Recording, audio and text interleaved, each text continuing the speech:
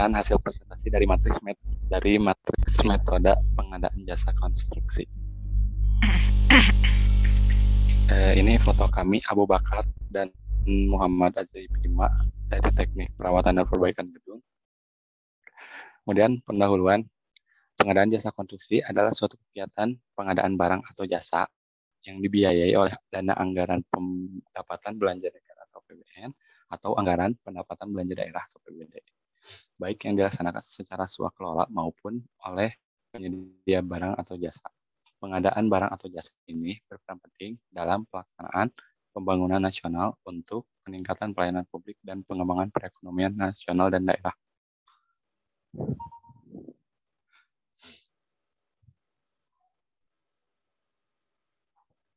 Kemudian untuk tujuan pengadaan barang dan jasanya ini, yaitu menghasilkan barang atau jasa yang tepat dari setiap uang yang dibelanjakan, diukur dari aspek kualitas, kuantitas, waktu, biaya, lokasi, dan penyedia.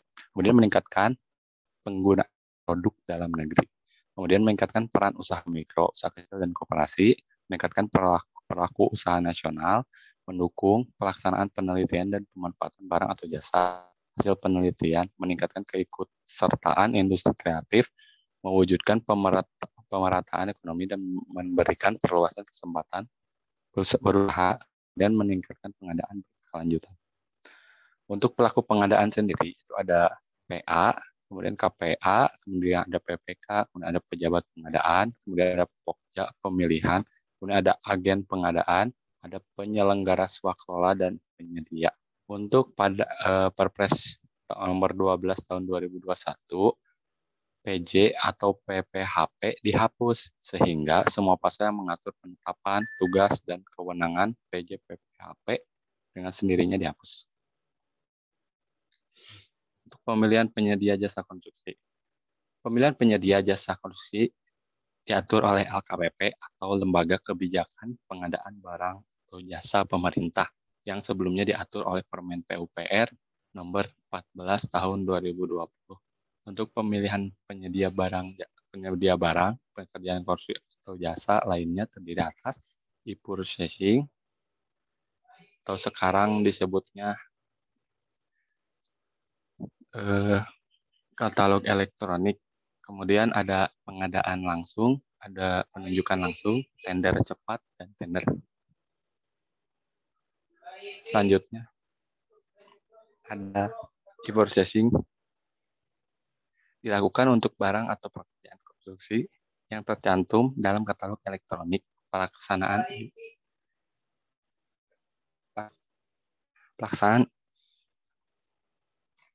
e-processing wajib dilakukan untuk barang atau jasa yang menyangkut pemenuhan kebutuhan nasional dan strategis yang ditetapkan oleh menteri, kepala lembaga, atau kepala daerah. Kemudian selanjutnya ada pengadaan langsung. Pengadaan langsung jasa konstruksi dilakukan oleh pejabat pengadaan. Pejabat memilih dan membayar jasa konstruksi secara langsung kepada penyedia jasa konstruksi dengan jumlah nilai pajaknya 200 juta tanpa melalui proses lelang. Kemudian untuk pelaksanaan pengadaan langsung dilakukan sebagai berikut.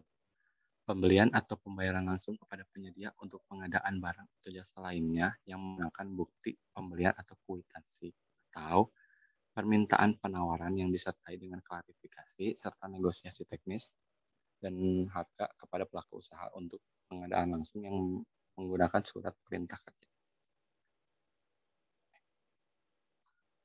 Maaf.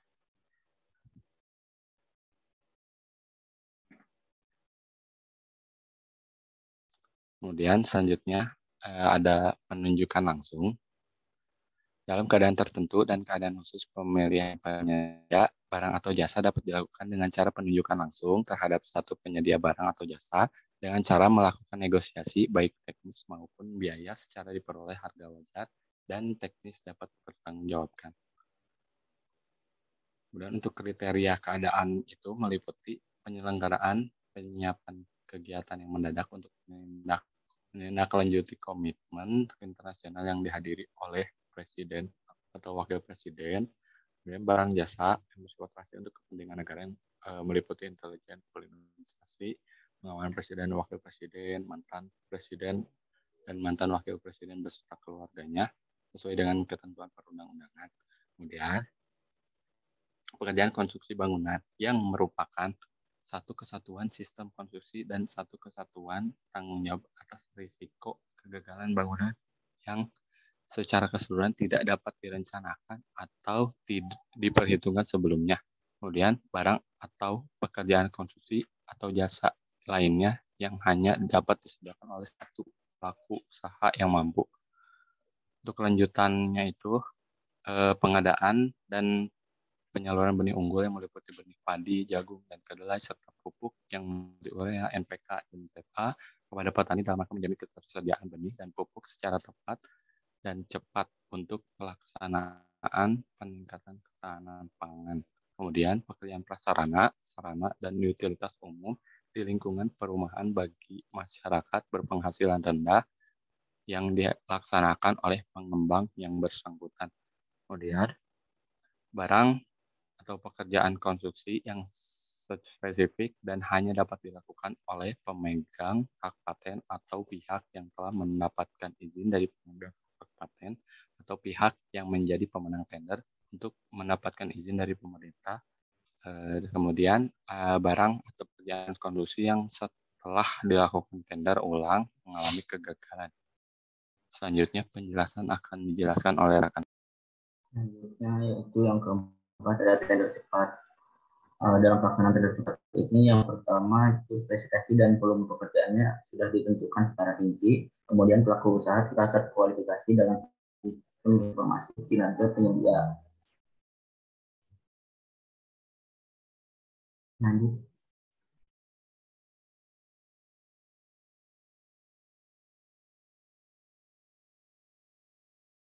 Selanjutnya itu untuk pelaksanaan pemilihan melalui tender cepat ini ada beberapa ketentuan diantaranya. Yang pertama peserta terkualifikasi dalam sistem informasi kinerja penyedia.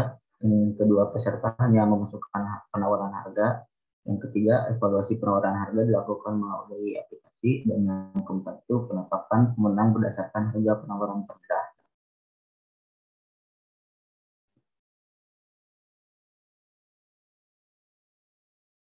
Kemudian selanjutnya itu tender cepat gagal dalam hal yang pertama itu tidak ada peserta atau hanya satu peserta yang menyampaikan dokumen penawaran setelah ada pemberian waktu perpanjangan.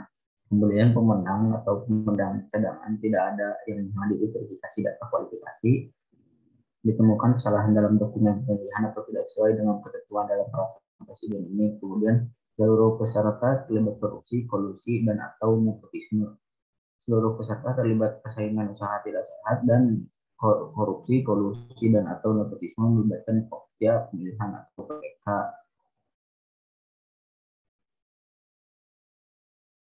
Selanjutnya itu ada tender. Tender ini merupakan metode pemilihan penyedia barang atau pekerjaan konstruksi atau jasa lainnya untuk semua pekerjaan yang dapat diikuti oleh semua penyedia barang atau pekerjaan konstruksi atau jasa lainnya yang memenuhi syarat.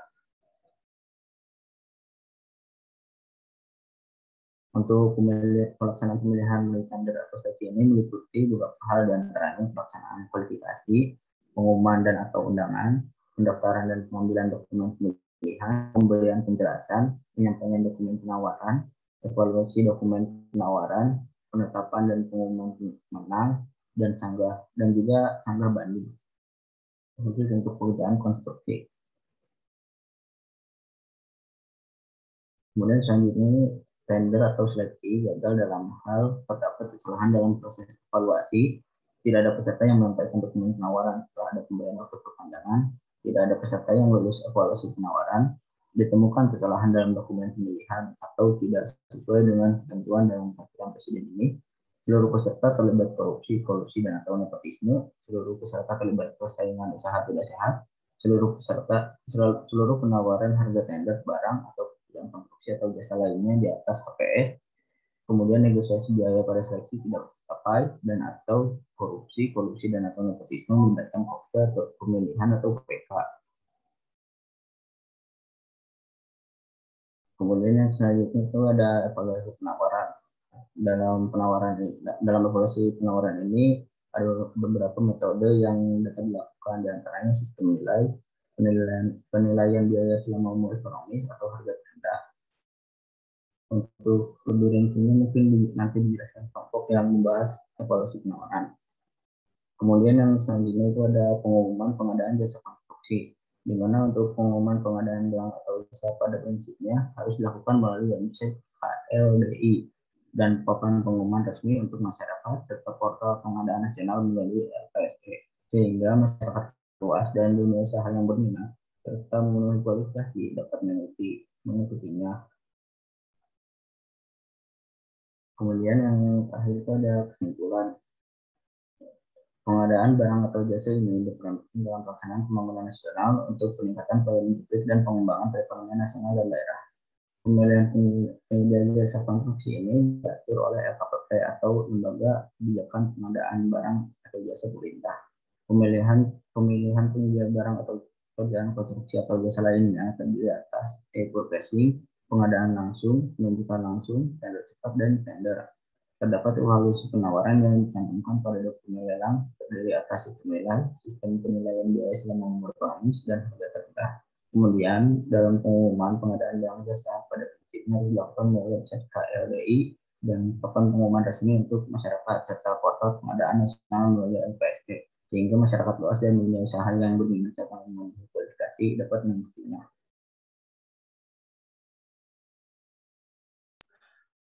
Kemudian saya akan melihatkan matriks tambahan.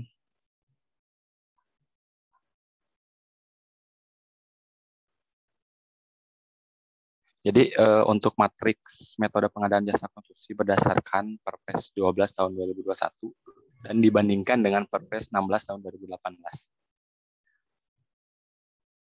Untuk yang tadi PJPHP yang dihapus ini ada di pasal 1, ini 14, ini dihapus. Yang dihapus itu termasuk tim yang bertugasnya juga.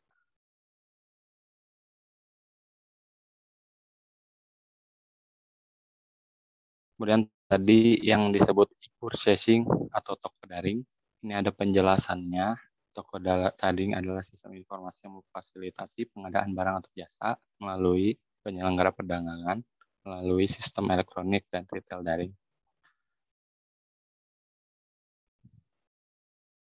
Kemudian ada di pasal 4, yang berubah ini yang di bold. Jadi dari mendorong pemerataan ekonomi menjadi mewujudkan pemerataan ekonomi dan memberikan perluasan kesempatan berusaha. Kemudian yang H, mendorong pengadaan berkelanjutan menjadi peningkatkan pengadaan berkelanjutan.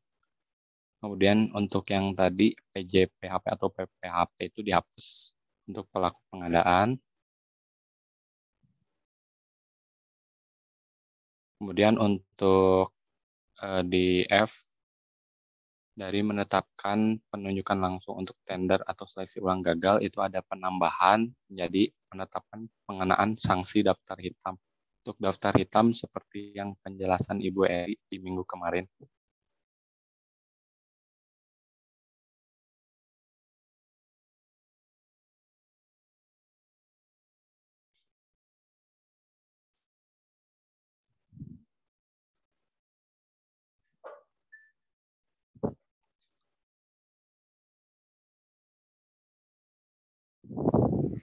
Kemudian ini tentang pokja pemilihan. Jadi pokja pemilihan itu yang dimaksud pada ayat 1 atau yang ini pokja pemilihan pengadaan barang jasa itu ada beranggotakan 3 orang.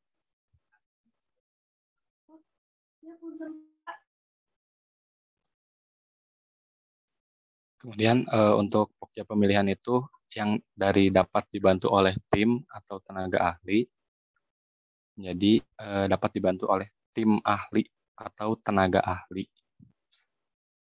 Kemudian ini untuk tugas BK dalam spesifikasi teknis atau KK. Di banyak penggunaan produk dalam negeri, produk bersertifikat SNI, ramah lingkungan, dan seterusnya.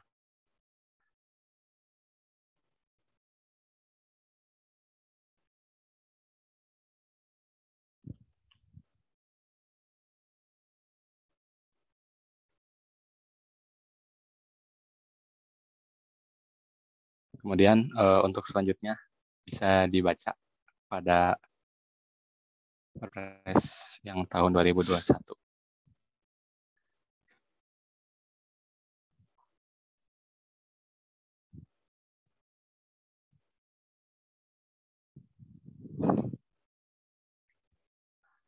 Terima kasih atas perhatian dari teman-teman. Mohon maaf jika banyak kesalahan. Assalamualaikum warahmatullahi wabarakatuh. Silakan jika ada yang ingin ditanyakan. Oke, baik. Silakan jika ada yang ingin menambahkan atau komen, silakan. Atau menanyakan juga boleh. Izin bertanya, Abu, mau tanya tadi kenapa ya dalam pemilihan penyedia jasa konstruksi yang sebelumnya kan diatur oleh Permen PUPR, terus berganti menjadi diatur oleh LKPP. Mengapa dalam pemilihannya berubah seperti itu? Terima kasih.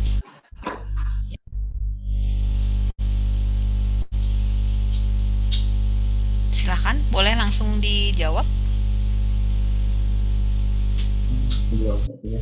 Izin menjawab pertanyaan dari Pak Ulhak tadi. Mengapa dalam pemilihan penyedia jasa konstruksi yang sebelumnya diatur oleh Permen PUPR berganti menjadi diatur oleh LKPP yang punya? Jadi pergantian ini merupakan tindak lanjut amanat dari Peraturan Presiden Nomor 12 Tahun 2021 ini. Selain itu juga dilakukannya hal tersebut itu menegaskan komitmen pemerintah dalam memberikan perluasan kesempatan bagi pelaku usaha mikro dan kecil, yaitu caranya dengan mempermudah persyaratan bagi UKM yang baru berdiri kurang dari 3 tahun untuk turut serta dalam pengadaan ini. Itu alasan kenapa berganti dari Permen PUPR menjadi diatur LKPP. Apakah sudah jelas? Baik, terima kasih Bu. Oke, ya.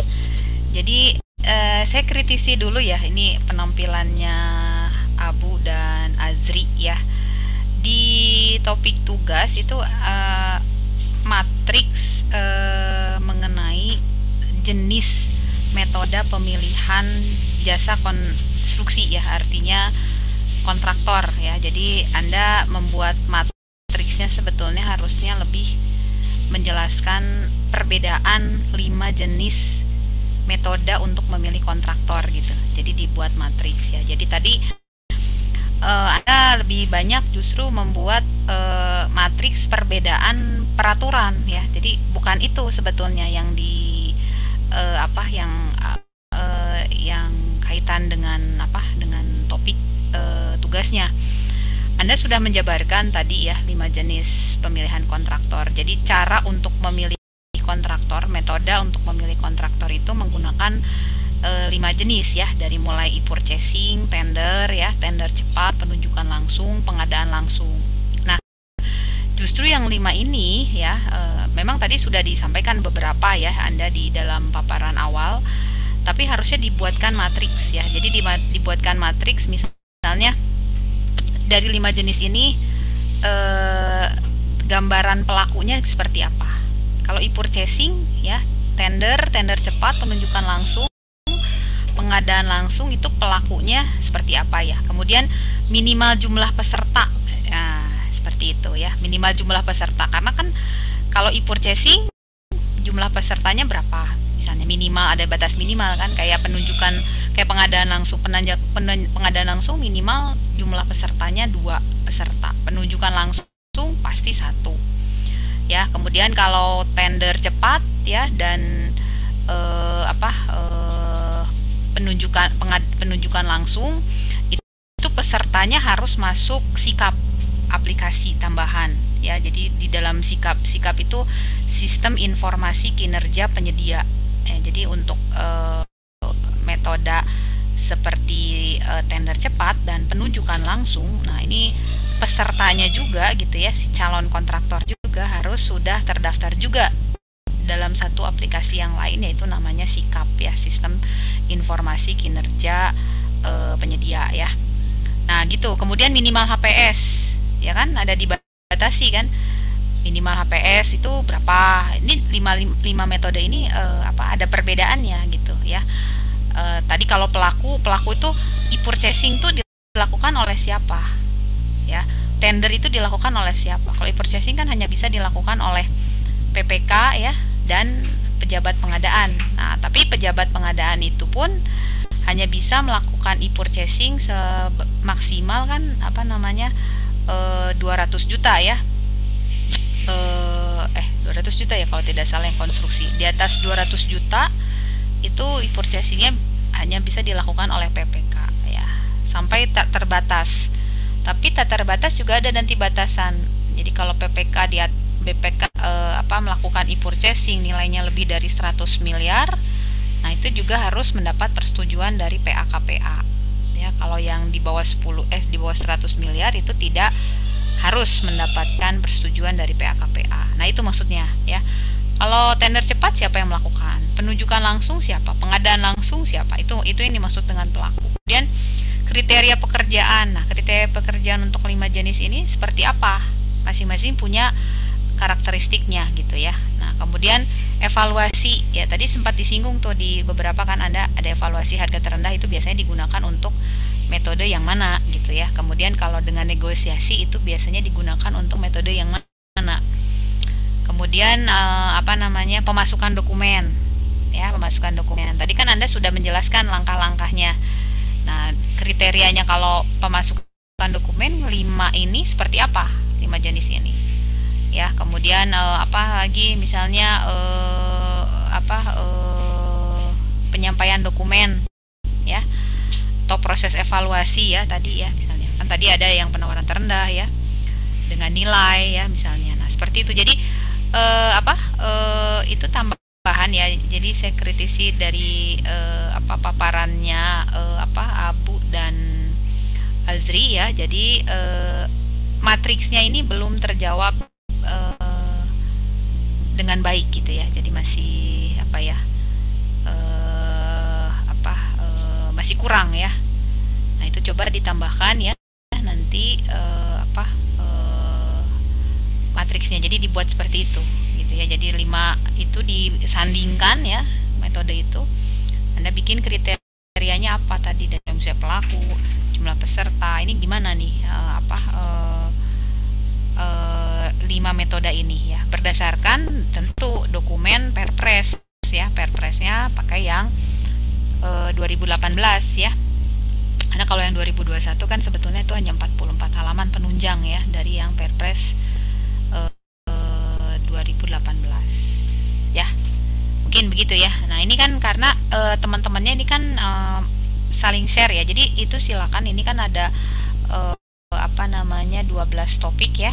Nah, 12 topik ini nanti di-share saja sama teman-temannya. Jadi semua teman punya ya, semua mahasiswa punya presentasi dari teman-teman yang di kelompok yang lain ya. Itu sebagai tambahan materi. Nah, itu mungkin ya Abu dan Azri ya. Gitu ya. Ya, baik, Bu. Oke, yang lain ada tambahan atau ada yang ditanyakan lagi? Jika ada dari teman-teman yang mau ditanyakan, persilakan.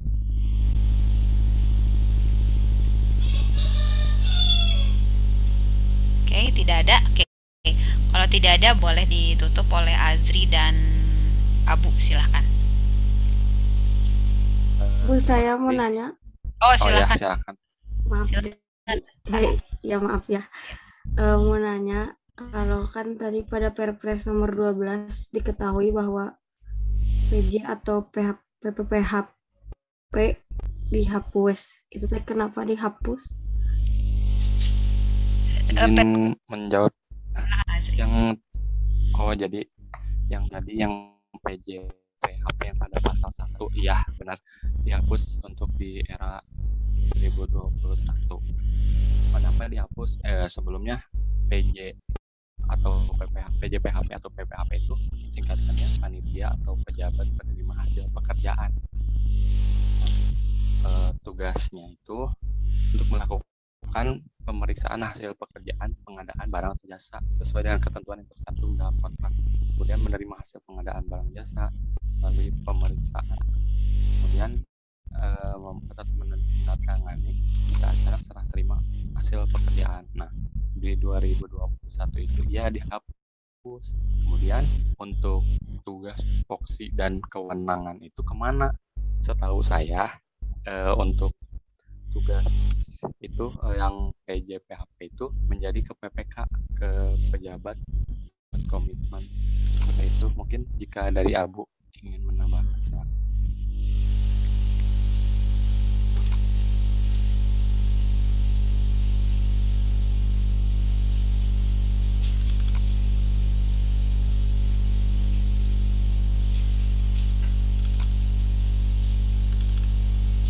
Silakan. Ada yang menambahkan lagi? Siapa tadi? Abu, silakan. Ya, cukup kalau dari saya. Itu Cak untuk penghapusan. Oke ya. Jadi sebetulnya yang kita pakai ya sekarang kita untuk Perpres itu jangan gunakan Perpres yang lama ya. Jadi itu dari 54 kemudian ke tahun 2010 ya, kemudian ke Perpres tahun 2015 ya nomor 4, kemudian ke Perpres 16 2018 ya, dan terakhir Perpres tahun 2021. Nah, sebetulnya utamanya gitu. Ini sekarang kita berada di posisi Perpres 16 tahun 2018. Ya. Nah, jadi bukan yang lain tidak itu ya, tapi kalau Anda lihat di dalam beberapa halaman terakhir ya di dalam Perpres tersebut, Perpres ini muncul ya menggantikan Perpres yang sebelumnya begitu ya. Jadi sama, jadi sebetulnya seperti itu. Nah, jadi Perpres yang 2018 ini menggantikan yang 2015. 2015 pun menggantikan yang 2010 gitu ya. Jadi kita ada di 2018 ya. Nah, tadi memang sempat Azri sama Abu memaparkan matriks perbedaan Perpres yang sekarang dengan yang 2018 dengan yang 2021 ya. Tapi sebetulnya itu utamanya tetap yang 2018 ya.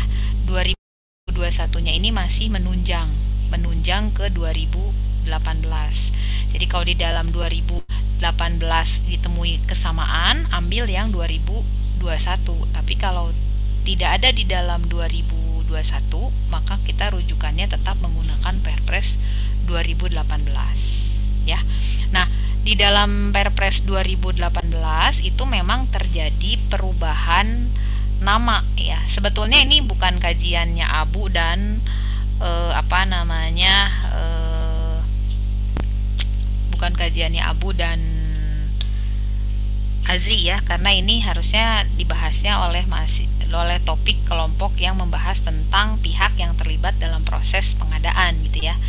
Harusnya memang lebih detailnya tadi kalau Abu sama Azri ini menjelaskan matriks 5 metode itu gitu. Trennya gimana sih gitu. Sehingga nanti mempermudah kalau misalnya paket pekerjaannya seperti ini. Oh, ini cocoknya diterapkan menggunakan metode ini gitu loh maksudnya. Nanti menjawab ke situ.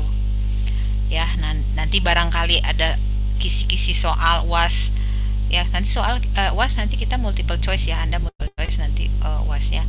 Nah, nanti misalnya karakteristik pekerjaan seperti ini, nanti Anda harus memilih nih. Nah, ini Anda harus punya gambaran, oh ini ya, itu arah saya memberikan tugas ini juga gitu ya. Jadi Anda juga tahu ya, selain UAS, tapi Anda juga nanti setelah lulus tahu, oh kalau kriteria seperti ini tuh memang cocok untuk digunakan metode ini ya, metode ini ya.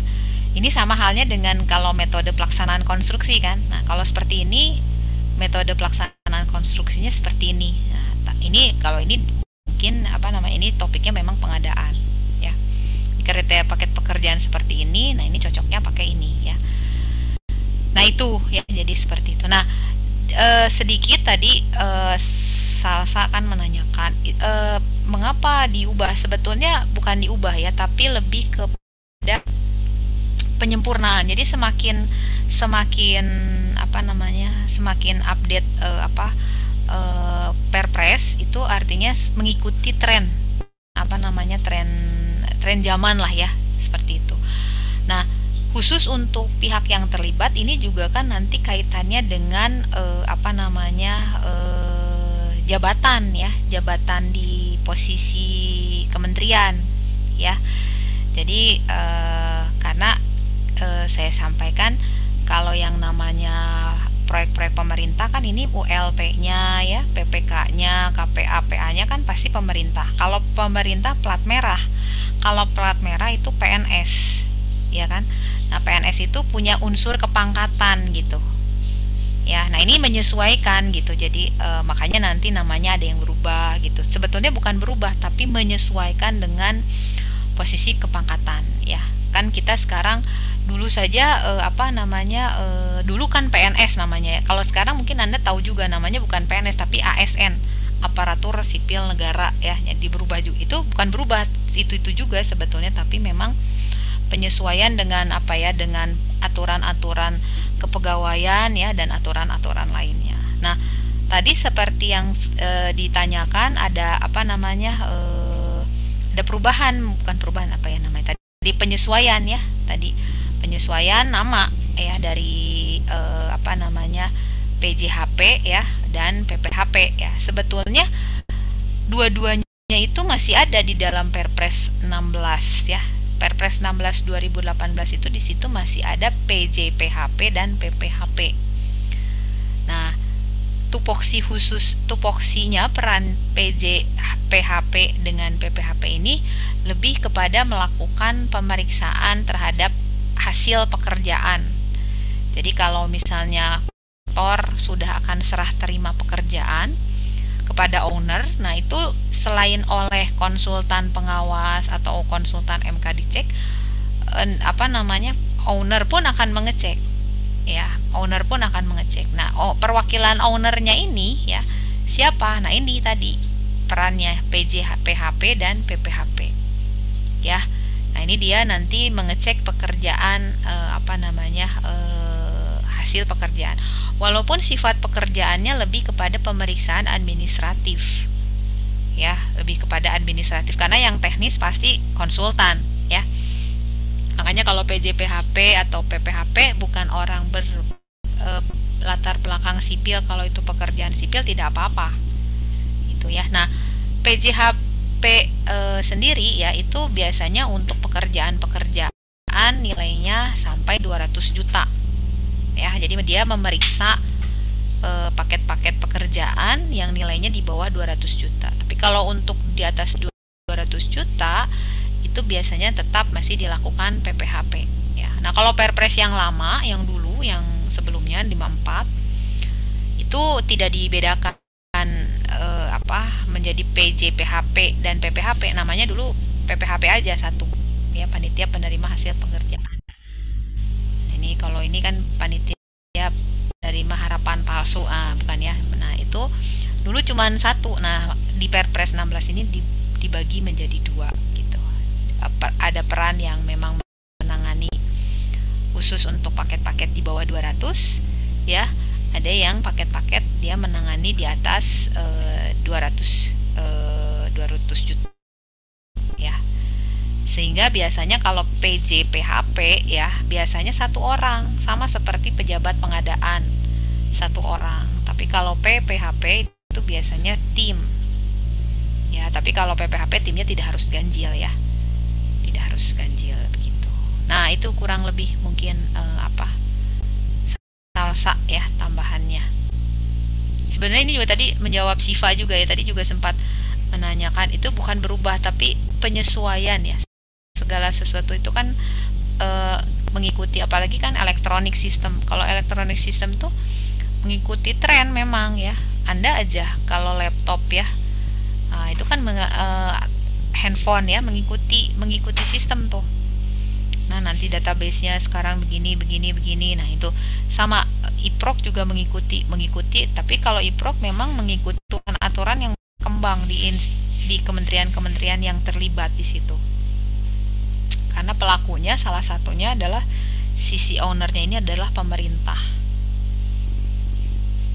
Nah, seperti itu ya, kurang lebih. Ada lagi yang ditanyakan? Mudah-mudahan cukup menjawab.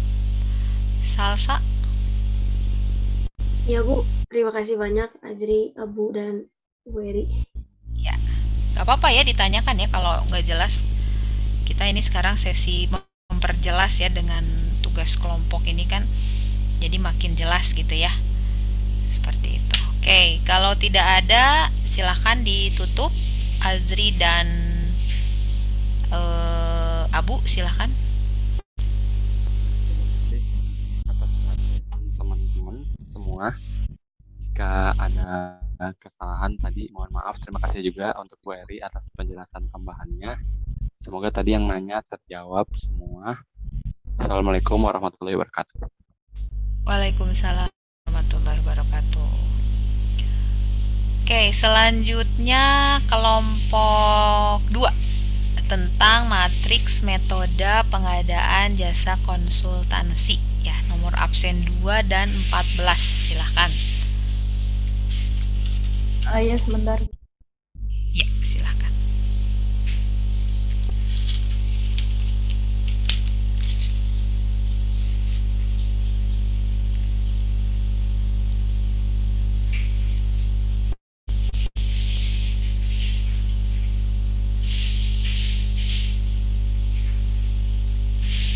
Sudah ada share screen-nya? Sudah, silahkan.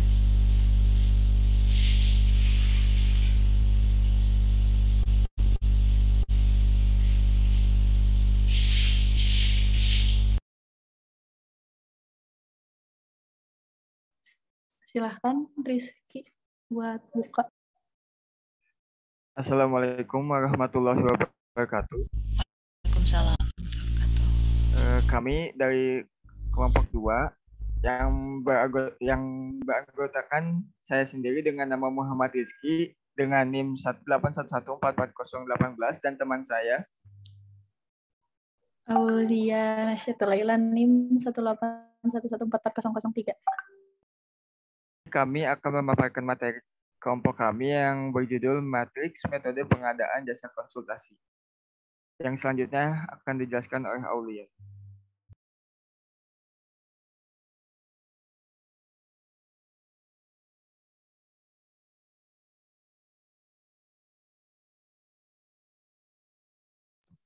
Untuk jasa konsultasi itu, yaitu jasa layanan profesional yang membutuhkan keahlian tertentu di berbagai bidang keilmuan yang mengutamakan adanya olah pikir. Itu menurut Perpres nomor 12 tahun 2021. Terus metode seleksinya itu ada 2, yaitu penunjukan langsung untuk paket pengadaan yang anggarannya paling sedikit di atas 10 miliar dan ada pengadaan langsung yang nilainya paling banyak itu 100 juta rupiah. Kemudian ini ada pihak-pihak yang terlibat seperti pengguna anggaran yang menetapkan pemenang seleksi jasa konsultansi dengan nilai maksimal itu 10 miliar. Kemudian ada pejabat pengadaan yaitu yang melaksanakan persiapan dan pelaksanaan penunjukan langsung atau seleksi senilai 100 juta.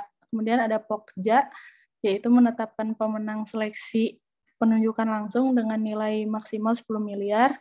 Kemudian ada PJPHP yang memeriksa hasil administrasi dengan nilai maksimal 100 juta dan PPHP yang kurang lebih kerjanya sama dengan PJHP dengan bedanya itu dari nilai minimalnya yaitu 100 juta. Untuk jenis kontrak dari jasa konsultansi itu terbagi menjadi 2, yaitu konstruksi dan non-konstruksi. Untuk yang konstruksi itu ada lamsam, waktu penugasan, dan kontrak payung. Untuk yang non-konstruksi itu ada lamsam dan waktu penugasan. Untuk uang muka yang disediakan jasa konsultasi itu harus 20% dari nilai kontrak untuk usaha besar dan penyedia jasa konsultasi. Kemudian ada kriteria jasa konsultasi, yaitu yang pertama dilakukan 1 kali oleh pelaku usaha yang mampu, kemudian dilakukan oleh pemegang hak cipta yang telah terdaftar. Untuk bidang hukum itu meliputi konsultan hukum atau advokasi atau pengadaan arbiter yang tidak direncanakan. Untuk repeat order itu untuk penyedia jasa konsultasi yang sama, kemudian pernah mengalami kegagalan saat dilakukan seleksi ulang, terus pemilihan penyedia untuk melanjutkan jasa konsultasi dalam hal terjadi pemutusan kontrak, bersifat rahasia, dan jasa ahli Dewan Sengketa Konstruksi. Untuk selanjutnya akan dijelaskan oleh Rizky. Lalu selanjutnya terdapat metode evaluasi yang terbagi menjadi 4. Yang pertama itu kualitas dan biaya. Kualitas dan biaya digunakan untuk pekerjaan yang ruang lingkup pekerjaan, jenis tenaga ahli dan waktu penyelesaiannya itu jelas tercantum dalam KAK. Lalu yang kedua itu ada metode evaluasi kualitas. Ini digunakan untuk pekerjaan yang lingkup pekerjaan, jenis tenaga ahli dan waktu penyelesaian pekerjaan. Ini tidak diuraikan secara jelas dalam KAK atau disediakan oleh konsultansi perorangan. Lalu selanjutnya yang ketiga itu ada pagu anggaran. Ini digunakan untuk pekerjaan yang sederhana dan dapat diuraikan juga dalam KAK.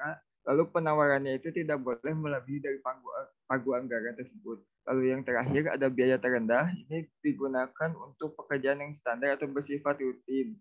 Selanjutnya.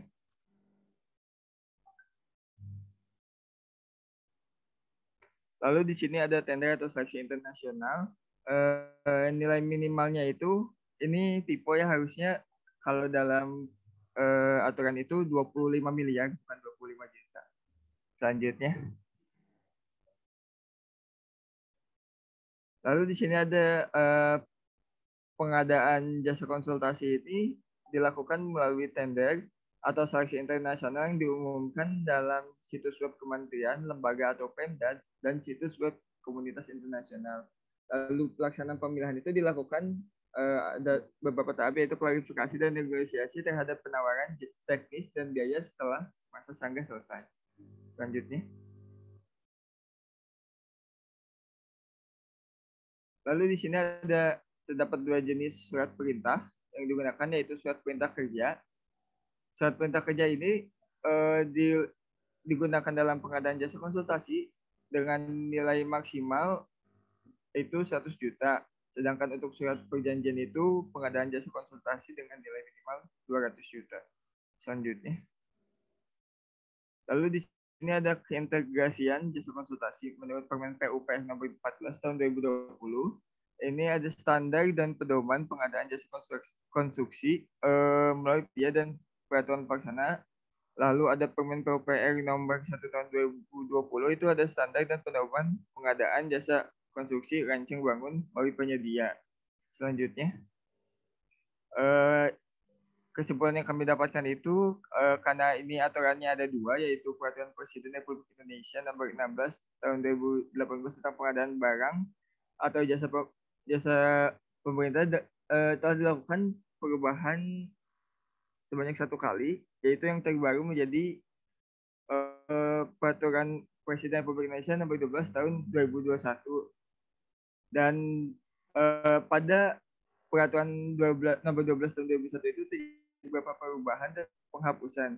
Maka dalam pembahasan yang kami lakukan ini yang berpengaruh pada metode pelaksanaan itu terjadi pada metode pemilihan jasa konsultasi yang dijelaskan, lalu tugas pihak terkait, jenis kontak, uang muka, jaminan, kriteria jasa konsultasi, metode evaluasi, tender atau seleksi internasional, pelaksanaan pengadaan jasa konstruksi, surat perintah kerja dan surat perjanjian, dan yang terakhir keintegrasian jasa konsultasi. Sekian dari kelompok kami. Mohon maaf apabila ada kesalahan. Jika ada yang bertanya, dipersilakan. Oke ya. Sebelum temannya bertanya, ini juga sama ya kasusnya dengan kelompok sebelumnya ya. Jadi harapannya Anda bisa Aulia dan Rizky ini bisa menjelaskan gitu, harusnya matriks gitu ya. Jadi matriks. Jadi tadi ini sama dengan kelompok sebelumnya, Anda sudah menjelaskan dalam bentuk narasi ya. Tapi harus itu dibuat matriks supaya cukup, misalnya itu yang jadi kesimpulan. Ini boleh ya jadi tambahan, tapi kesimpulannya gimana nih dalam satu halaman ya, atau 2 halaman ya. Ya matriks tiga perbedaan ini gitu kan. Ini kan menggunakan, kalau tadi 5 ya konstruksi ya untuk memilih kontraktor. Nah kalau untuk memilih konsultan kan 3 jenis ya. Nah 3 jenis ini kan tadi seleksi ya, kemudian ada pengadaan langsung dan penunjukan langsung. Nah harusnya sama juga ya, jadi dibuat matriks gitu, pelakunya siapa gitu ya, kemudian pesertanya ya, kemudian karena kalau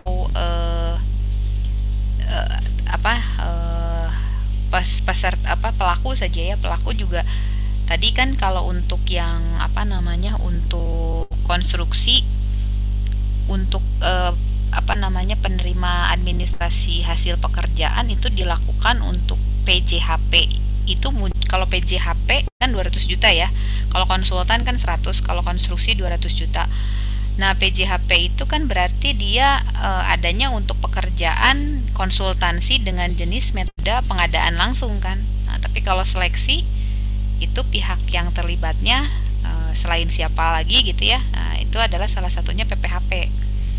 Kalau pengadaan langsung PJPHP kan begitu ya. Jadi ini harusnya dibuat sama ya, seperti itu ya, seperti yang tambahan untuk yang kelompok 1 juga ya. Jadi membuatkannya dalam bentuk matriks ya, pelakunya siapa, kemudian nilai HPS-nya berapa, kemudian pesertanya gimana ya.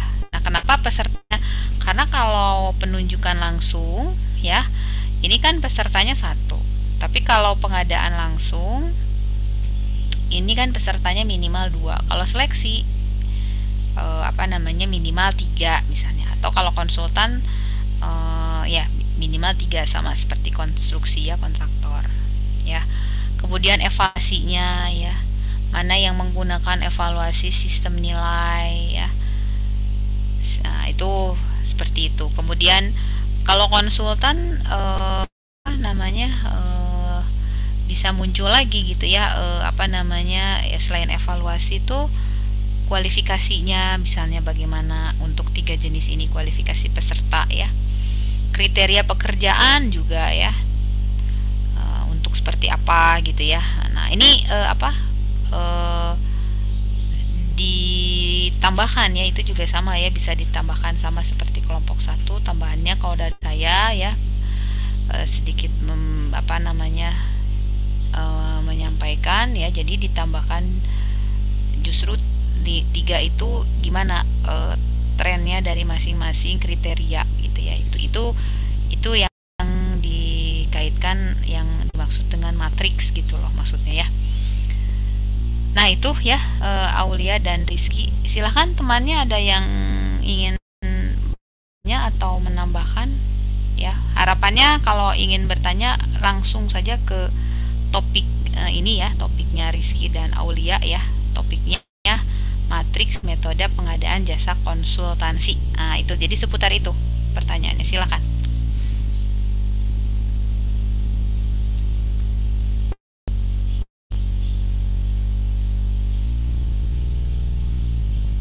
Silakan, ada yang bertanya?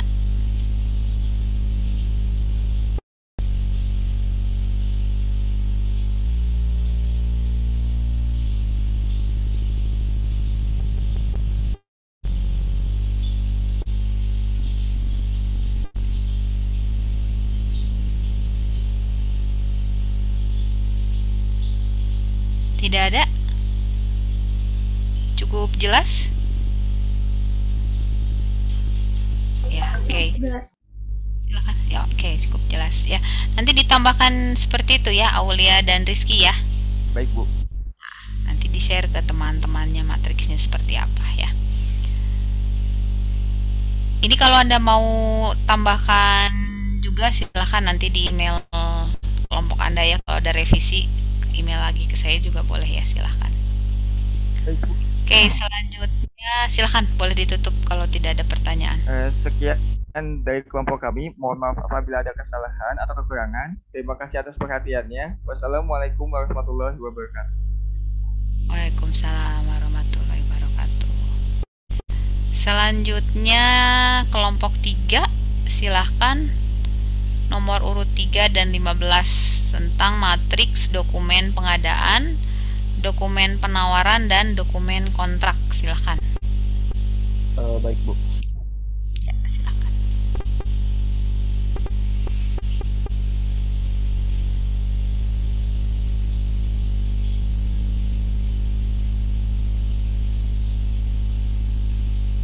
Untuk share screen-nya sudah terlihat, Bu?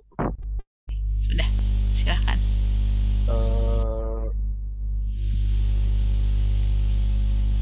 Baik. Bismillahirrahmanirrahim.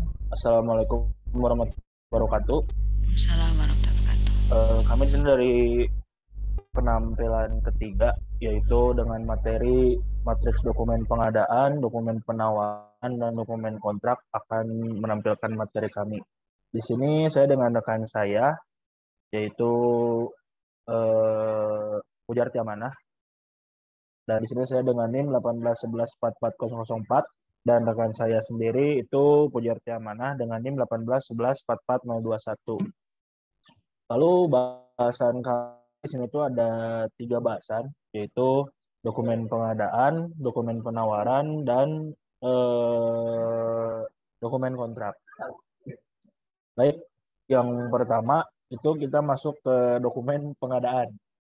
Jadi dokumen pengadaan itu adalah dokumen yang ditetapkan oleh unit layanan pengadaan atau ULP atau pejabat pengadaan yang memuat informasi dan ketentuan yang harus ditaati oleh para pihak dalam proses pengadaan barang dan jasa.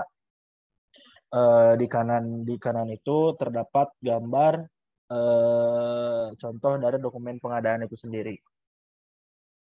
Lalu tahapan penyusunan dokumen pengadaan. Yang pertama itu ada perencanaan pengadaan.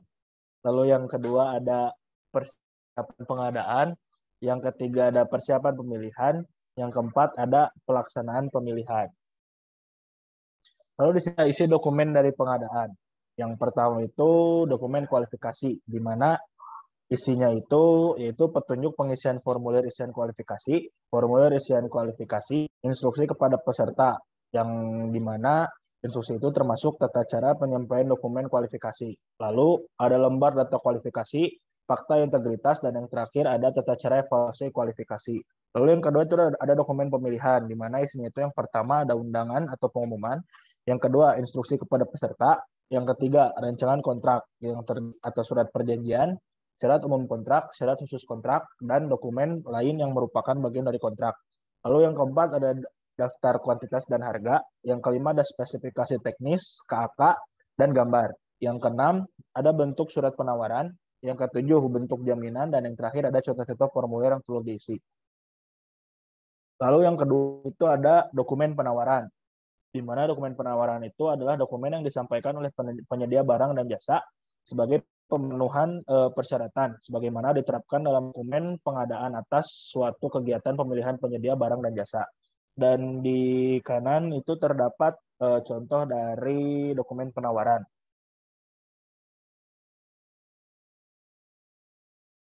Lalu di sini ada tahapan penyusunan dokumen penawaran.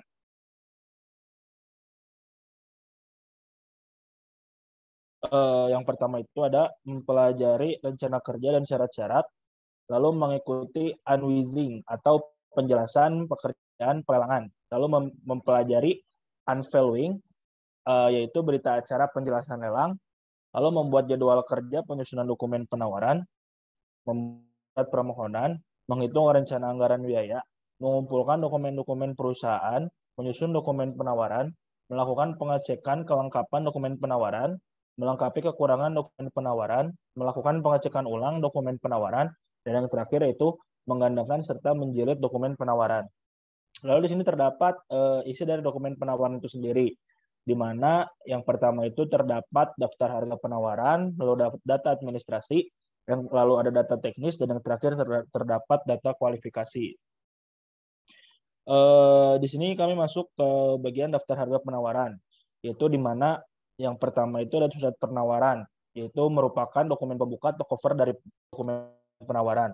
Lalu yang kedua ada daftar rekapitulasi biaya, di mana ini tuh merupakan rekapitulasi dari biaya-biaya yang disusun dalam daftar perincian biaya.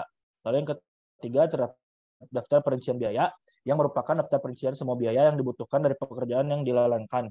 Lalu yang keempat terdapat harga satuan bahan dan upah tenaga kerja, di mana ini tuh merupakan daftar perinci harga satuan bahan dan upah kerja yang dibutuhkan untuk semua pekerjaan yang akan dilalangkan.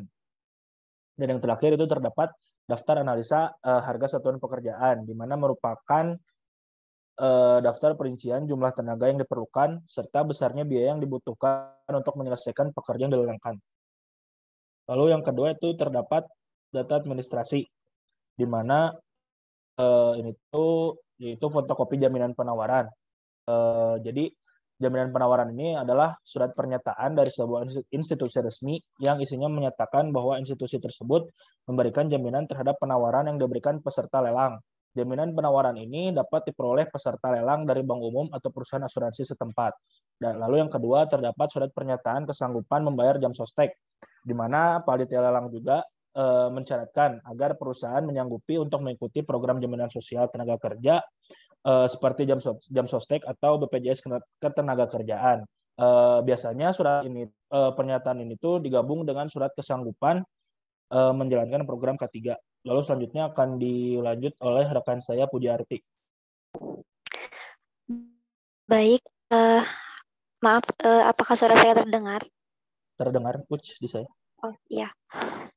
Yang selanjutnya masih dalam dokumen penawaran ada data teknis, di mana data teknis itu isinya ada metode pelaksanaan, kemudian struktur organisasi pelaksanaan, daftar personil inti, daftar peralatan, jadwal rencana pelaksanaan proyek, dan network planning. Jadi intinya data teknis itu di dalamnya memuat informasi seputar sumber daya, kemudian metode dan alat-alat yang akan digunakan pada saat proyek. Next, Bintang. Selanjutnya ada data kualifikasi. Di dalam data kualifikasi dokumen penawaran ada surat pernyataan minat, kemudian ada fakta integritas, dan formulir isian kualifikasi. Nah, surat pernyataan minat ini merupakan surat yang penting untuk disediakan oleh penyedia jasa, karena ini tuh merupakan pernyataan bahwa penyedia jasa tersebut berminat untuk mengikuti pelelangan. Jika surat ini tidak ada, maka dokumen penawarannya tidak berlaku dan penyedia jasa tidak bisa mengikuti pelelangan. Next. Yang selanjutnya mengenai dokumen kontrak. Dokumen kontrak adalah dokumen yang mengatur hubungan hukum antara pengguna jasa dengan penyedia jasa untuk melakukan suatu pekerjaan. Jadi dokumen kontrak itu merupakan acuan, baik itu acuan hukum maupun teknis bagi pelaksanaan konstruksi yang dilakukan oleh semua pihak yang terlibat dalam proyek tersebut. Selanjutnya. Nah, di sini ada tahapan penyusunan dokumen kontrak. Jadi di bawah itu ada menunjukkan masa atau waktu, dimulai dari ada masa pemilihan penyedia sampai dengan masa pemeliharaan. Nah, untuk dokumen kontrak ini, tahapan pembuatannya itu, jadi dokumen kontrak dibuat setelah terpilihnya penyedia jasa pada saat proses lelang. Baru dibuatlah dokumen kontrak. Nah, setelah itu dilakukanlah penandatanganan kontrak dan dilakukan serah terima lapangan. Kemudian setelah terima lapangan, dikeluarkanlah surat perintah mulai kerja atau SPMK. Jadi untuk dokumen kontrak ini masa berlakunya itu dimulai dari pada saat tanda tangan kontrak sampai dengan final handover atau setelah masa pemeliharaan. Selanjutnya, Nah, untuk isi dokumen kontrak sesuai pasal 22 Pemerintah nomor 29 tahun 2000 ada surat perjanjian, dokumen lelang, kemudian berita acara, kemudian usulan penawaran, lalu surat perjanjian dari pengguna jasa, dan surat pernyataan dari pengguna jasa. Next. Untuk isi, nah ini ada isi dokumen kontrak untuk pekerjaan konstruksi jalan jembatan. Untuk pekerjaan konstruksi ini isinya ada surat perjanjian termasuk adendum kontrak, kemudian surat penunjukan pemenang lelang, surat penawaran, adendum dokumen lelang, data kontrak, syarat-syarat kontrak, spesifikasi, gambar-gambar, data kuantitas dan harga, dan dokumen lainnya. Next, bintang. Nah, selanjutnya ada isi dokumen kontrak untuk kontrak sistem pelelangan internasional. Kurang lebih isinya sama saja, ada persetujuan kontrak, kemudian ada penawaran, kemudian ada syarat-syarat kontrak, ada spesifikasi, gambar, dan ada bill of quantity. Jadi untuk dokumen kontrak ini sebenarnya baik itu untuk proyek jalan, jembatan, gedung, ataupun untuk pelelangan internasional, kurang lebih isinya itu memuat surat perjanjian, kemudian surat penawaran atau jumlah penawarannya, kemudian syarat-syarat kontrak, spesifikasi, gambar-gambar, dan data kuantitas serta harga. Selanjutnya. Nah, selanjutnya itu ada kesimpulan. Jadi, berdasarkan ketiga dokumen tersebut, kami membuat membuat perbedaan-perbedaan. Yang pertama itu dari segi pengertiannya, untuk dokumen pengadaan itu adalah dokumen yang ditetapkan oleh ULP yang memuat informasi dan ketentuan yang harus ditaati oleh pihak dalam proses pengadaan. Kemudian untuk dokumen penawaran adalah dokumen yang disampaikan oleh penyedia jasa sebagai pemenuhan persyaratan sebagaimana diterapkan dalam dokumen pengadaan. Nah, sedangkan untuk dokumen kontrak yaitu adalah dokumen yang mengatur hubungan hukum antara pengguna jasa dengan penyedia jasa untuk melaksanakan suatu pekerjaan. Lalu untuk dari isi dokumennya, untuk dokumen pengadaan itu isinya ada dokumen pemilihan dan dokumen kualifikasi. Sedangkan untuk dokumen penawaran isinya ada data harga penawaran, data administrasi, dan data kualifikasi. Sedangkan untuk dokumen kontrak isinya secara umum itu ada surat perjanjian, syarat umum kontrak, dan syarat khusus kontrak. Lalu untuk pihak yang membuatnya, dokumen pengadaan itu dibuat oleh pejabat pengadaan atau pokja pemilihan. Sedangkan dokumen penawaran itu dibuat oleh calon penyedia barang atau jasa. Dan dokumen kontrak dibuat oleh pejabat pembuat komitmen dan pemenang penyedia jasa. Untuk jumlah dokumennya, dokumen pengadaan itu 1 buah, sedangkan dokumen penawaran itu dibuat sebanyak jumlah dari penyedia jasa yang mengikuti lelang. Dan untuk dokumen kontrak jumlahnya 1 buah. Lalu masa berlakunya untuk dokumen pengadaan itu masa berlakunya sejak tanggal pengumuman sampai dengan 1 hari kalender sebelum batas akhir pemasukan dokumen penawaran. Untuk dokumen penawaran masa berlakunya itu sesuai dengan ketentuan sebagaimana tercantum dalam LDP atau sampai pengumuman pemenang. Dan untuk dokumen kontrak, masa berlakunya terhitung sejak tanda tangan kontrak sampai dengan masa pemeliharaan proyek tersebut berakhir.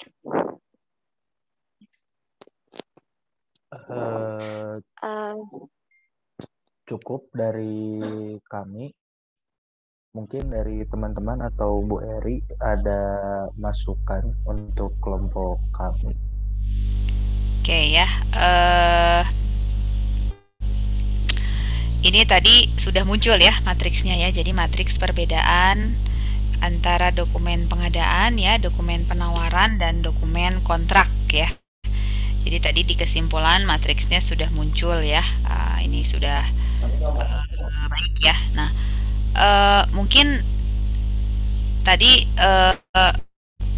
di slide 21. Nah, mungkin di slide 21 harusnya jangan pakai pekerjaan jalan jembatan ya. Pakai pekerjaan apa? Gedung ya. Nah, ini konstruksi gedung. Walaupun sebetulnya isi dokumen kontrak ya ini lingkupnya bukan tugas Anda ya. Itu nanti teman Anda yang lain ya yang harus membahasnya. Jadi kalau bahasan Bintang dan Puji ini memang kan hanya membahas tentang matriks perbedaan 3 dokumen tadi ya. Nah, termasuk juga di slide 16 atau 18 maaf. Nah, di slide 18 juga ini nanti ini belum akan saya jelaskan. Ini nanti kita jelaskannya dengan kelompok yang memang diberikan tugas topiknya tentang tahapan pelaksanaan kontrak. Jadi ini memang masuk nanti di salah satu harus muncul ya di salah satu slide teman Anda yang masuk nanti tentang tahapan pelaksanaan kontrak ya. Nah ini. Nah mungkin saya hanya menambahkan sedikit di sini ya di 3 dokumen ke atas, coba ke halaman slide berapa ya tadi saya lupa. Terus yang kualifikasi ya, ada dokumen kualifikasi itu di mana ya saya lihatnya tadi. Nah op bawah lagi ya, bawah lagi ya, bawah lagi ya op. Nah ini ya, jadi ini. Nah tambahan sebetulnya harusnya untuk ini sudah muncul matriksnya ya. Nah tapi bisa ditambahkan juga sebetulnya dengan contoh-contoh ya, contoh-contoh masing-masing form gitu ya. Kalau bentuk undangan itu seperti apa misalnya ya. Kemudian kalau daftar kuantitas harga mungkin kan Anda sudah dapat di QS gitu ya. Nah mungkin nomor 6 ya, bentuk surat penawaran itu seperti apa gitu ya. Itu bisa ditambahkan ya. Jadi di dalamnya, sehingga Anda bisa tahu bentuk-bentuk contoh gitu ya dari dokumen kualifikasi dan dokumen pemilihan. Nah ini betul ya, jadi isi dokumen pengadaan dan isi dokumen pengadaan itu ada dokumen kualifikasi dan dokumen pemilihan. Nah dokumen kualifikasi ini terkait dengan isian perusahaannya ya, perusahaannya. Makanya Anda pernah mendengar ada pra kualifikasi dengan pasca kualifikasi kan itu ya. Nah, kalau pra kualifikasi kontraktor atau konsultannya itu dinilai oleh Pokja itu, oleh ULP itu sebelum masuk ke dokumen pemilihan. Tapi kalau pasca kualifikasi itu dokumen kualifikasinya itu nanti diceknya itu, dievaluasi itu bersamaan biasanya dengan dokumen pemilihannya. Nah paket-paket pekerjaan yang menggunakan metode dengan tambahan ada pra kualifikasi itu biasanya digunakan untuk paket-paket pekerjaan konsultan ya. Jadi kalau pekerjaan konsultan itu, paket tender konsultan itu pasti biasanya ada dokumen kualifikasinya. Jadi kualifikasi dulu di awal, kualifikasi dari perusahaannya.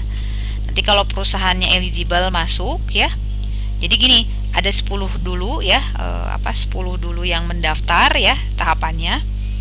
Kemudian masuk ke tahapan kualifikasi terlebih dahulu. Dari 10 tadi misalnya yang terpilih hanya 6. Nah 6 inilah nanti yang akan memasukkan dokumen pemilihan ya. Jadi di situ nanti waktunya lebih panjang ya. Itu untuk konsultan biasanya digunakan. Kontraktor bagaimana Bu? Kontraktor ia bisa menggunakan ini juga prakualifikasi kalau apa? Kalau paket HPS-nya itu di atas 100 miliar. Jadi kalau kontraktor paket pengadaan kontraktor itu 100 miliar biasanya juga akan menggunakan PKI ini ya, prakualifikasi ini. Jadi dicek kualifikasi siapa ini. Kualifikasi tadi sekali lagi adalah perusahaannya. Apa yang dilihat dari kualifikasi perusahaan? Satu, biasanya dia pengalaman perusahaan. Jadi kalau paket pekerjaan misalnya katakanlah Integrated Laboratory Polban misalnya, berarti dia harus punya pengalaman tuh, pernah perusahaannya, artinya ya pernah perusahaannya itu pernah melaksanakan sekurang-kurangnya dengan apa yang diisyaratkan. Misalnya paketnya Integrated Lab misalnya 7 lantai ya. Kemudian luas bangunannya misalnya 8.000 meter square. Nah, ini harus perusahaannya itu harus memiliki pengalaman itu. Selain pengalaman perusahaan, yang kedua itu adalah kualifikasi tentu ya. Kalau kualifikasi pasti, jadi ini karena untuk kualifikasi besar ya atau non kecil ya, berarti dia terdaftar sebagai non kecil. Pekerjaan gedung ya pasti itu. Kemudian punya pengalaman perusahaan. Kemudian neraca perusahaan. Ya, ada neraca perusahaannya. Ya. Nah, kemudian di beberapa paket juga kadang-kadang pemerintah mengisyaratkan nilai sisa paket. Ya, nilai sisa paket itu maksudnya apa? Jadi dalam satu anggaran tersebut kan kontraktor tersebut itu sudah sedang megang berapa paket pekerjaan gitu ya. Iya sih neraca perusahaannya bagus, tapi ternyata misalnya sedang ada paralel pekerjaan konstruksi lain misalnya 5 paket atau 10 paket. Masing-masing misalnya nilainya 200 dan 100 mil, cukup besar ya, bukan cukup besar, besar gitu. Nah, sehingga ini juga jadi pertimbangan. Nanti di situ disampaikan di dalam dokumen kualifikasinya tahun itu ada pekerjaan yang sudah dimenangkan dan sedang dikerjakan ya oleh si kontraktor tersebut apa saja ya. Nah, biasanya itu yang lebih banyak dilihat gitu ya, kalau kontraktor ya, kondisi perusahaan dengan pengalaman perusahaan. Konsultan pun sebetulnya sama ya. Jadi konsultan juga sama ya, dia lihat juga pengalaman perusahaan. Di kualifikasi itu adalah kualifikasi siapa? Bukan kualifikasi tenaga ahli di sini, kualifikasi perusahaannya. Ya, perusahaan itu punya neraca perusahaannya gimana, masuk daftar hitam kah atau tidak misalnya. Kemudian pengalaman perusahaannya seperti apa ya. Nah, biasanya seperti itu ya. Jadi kemudian kepemilikan ya, bisa sampai kepemilikan aset perusahaannya seperti apa ya. Selain tentu ada aspek legalnya juga di sini ya, karena kan harus menyertakan juga lembar data kualifikasi ya. Di situ kan dia ada akta pendirian perusahaannya ya. Itu sifatnya legal dengan perusahaan ya. Nah, seperti itu. Jadi ini dokumennya ya, tergantung nanti. Jadi bisa jadi kalau Anda mendengar kata prakualifikasi itu biasanya digunakan untuk jenis pengadaan konsultan. Kalaupun kontraktor itu memang biasanya nilai di atas 100 miliar itu memang menggunakan prakualifikasi terlebih dahulu. Sehingga nanti tahapannya setelah dilakukan proses prakualifikasi itu kemudian dilakukan masuk ke tahapan pemasukan dokumen pemilihan ya. Makanya nanti yang lolos di tahapan kualifikasi inilah yang akan mendapatkan undangan ya untuk bisa melaksanakan tendernya ini. Nah, ini juga sebetulnya memperingan pekerjaan ULP atau Pokja ya. Karena kan kalau paket besar ya, kalau semuanya harus dievaluasi, misalnya katakanlah ada 10 kontraktor ya, kualifikasi ya pemilihannya semua harus dicek, wah kan memakan waktu yang cukup lama gitu. Sehingga memang di tahapan kualifikasi dulu nanti dilihat dari 10 perusahaan, barangkali ternyata masuknya memang hanya 2 atau 3 atau 4 ya sudah, tidak apa-apa ya. Kadang-kadang yang masuk ke tahapan dokumen pemilihan ini kita sebut daftar pendek perusahaan. Daftar pendek perusahaan itu yang tadinya 10 di tahapan kualifikasi masuk ke pemilihan itu hanya 6 misalnya. Nah, 6 ini adalah mereka yang masuk ke daftar pendek ya, daftar pendek, sehingga dia nanti memasukkan dokumen pemilihan. Nah, ini juga nanti terkait juga dengan jaminan kan. Nah, kalau jaminan penawaran itu kan muncul ya di pekerjaan-pekerjaan konstruksi yang nilainya di atas 10 miliar ya. Nah, ini kan nanti munculnya di dokumen pemilihan ya. Kalau di dokumen kualifikasinya tidak ada jaminan ya. Nah, makanya ini cukup hanya sampai tahapan seperti itu ya. Nanti untuk jaminan dibahas oleh teman Anda yang nanti mengambil tentang jaminan ya, jadi nanti disampaikan lagi tambahannya. Nah, itu kalau untuk isian seperti ini ya. Jadi nanti ini Anda harus tahu bentuk-bentuknya gitu, contoh-contoh dokumen-dokumennya. Nanti memang akan ada tugas ya, bukan tugas sebetulnya, itu adalah UAS esainya ya. Jadi tugas mandiri, jadi bekerjanya ya. Jadi nanti saya berikan masing-masing mahasiswa mengerjakan menggunakan file-file ini gitu ya. Nah, karena file itu sebetulnya sudah ada template-nya ya dari PU sendiri. Jadi sudah ada masing-masing template-nya, mau menggunakan 1 file, 2 file ya. Pasca. Jadi ketika nilainya sekian, ini sekian, biasanya pakai ini, sudah ambil template-nya ini. Nanti Anda ditugasi, setiap mahasiswa akan mengerjakan beda-beda ya filenya. UAS esainya ya. Nah, itu tambahannya. Silahkan temannya, ada yang ingin bertanya, silahkan.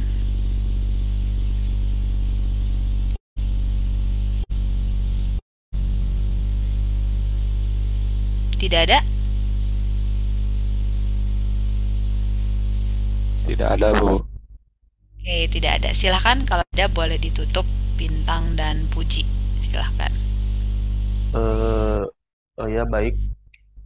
Sekian dari kelompok kami. Terima kasih untuk Bu Eri atas masukannya, dan semoga teman-teman juga bisa mengerti apa yang kami sampaikan. Mohon maaf apabila banyak kekurangan. Wassalamualaikum warahmatullahi wabarakatuh. Waalaikumsalam warahmatullahi wabarakatuh.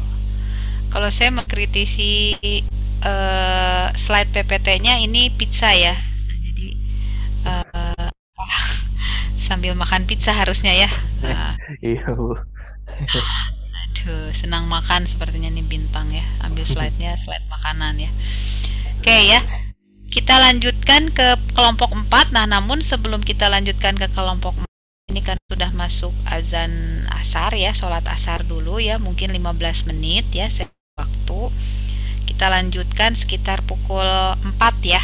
Nanti masuk ke kelompok 4 ya. Anda jangan live Zoom, tetap diaktifkan saja. Silakan Anda sholat asar dulu bagi yang menunaikan. Ya, silakan. Bu. Ya. Saya boleh izin live dulu, Bu. Ini saya mati lampu, Bu. Baterai. Oh iya, silakan. Silakan. Izin, Bu ya. Ya, silakan.